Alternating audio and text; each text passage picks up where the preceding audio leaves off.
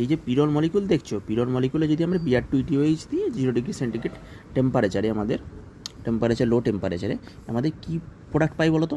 এই যে পিরল যে মলিকিউল দেখছো এর অ্যাক্টিভ পজিশন জানো তো, এইগুলো আমাদের খুব অ্যাক্টিভ পজিশনের, এই অর্থ পজিশন, আর এইগুলো মেটা পজিশন, এই নাইট্রোজেনের সাপেক্ষে বলছি। ওকে, তাহলে এই যে দেখছো এখানে আমাদের ইলেকট্রোফিলিক সাবস্টিটিউশন রিঅ্যাকশনের মাধ্যমে টেক পার্ট করে যাবে, তাই তো? এখানে মনে করো Br2 আছে, একটা ডেল্টা পজিটিভ একটা ডেল্টা নেগেটিভ, তাহলে এ তো দেখো এখানে লোন পেয়ার পরে এইগুলো অ্যাটাক করে দিতে পারে। সেই জন্য আমাদের এই যখন Br2ETOH দেয়, এখানে আমরা কি প্রোডাক্ট পেয়ে যাই বলো তো? ডিরেক্ট আমরা চারটে যে অ্যাক্টিভ পজিশান আছে ফ্রিলি এই বিআরগুলো এখানে এন্ট্রি করে যায়, বিআর বিআর বিআর বিআর। তাহলে আমাদের এইটা হচ্ছে আমাদের মেন প্রোডাক্ট। এখান থেকে যদি পিরল মলিকুলে Br2ETOH 0 ডিগ্রি সেন্টিগ্রেড টেম্পারেচার দেয়, তাহলে আমরা কি পেয়ে যাব? এই সব পজিশানে আমাদের বিআর এন্ট্রি করে যাবে, তাই তো? চারটে বিআর। ওকে।